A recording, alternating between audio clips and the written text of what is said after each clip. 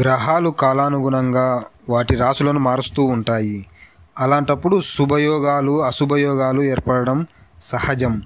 గ్రహాలకు రాజు అయినటువంటి సూర్యుడు కూడా ఎప్పటికప్పుడు తన రాశులను, నక్షత్రాలను మారుస్తూ ఉంటాడు.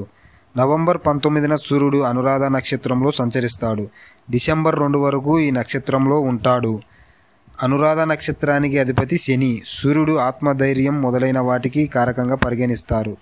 సూర్యుని నక్షత్ర సంచారంలో మార్పు కొన్ని రాశుల చక్రాల జీవితంలో మంచి మార్పులను తెస్తుంది. ఈ సమయంలో ఈ రాశుల వారు అదృష్టంతో పాటు ఆర్థిక, వృత్తిపరమైన పురోగతిని పొందుతారు.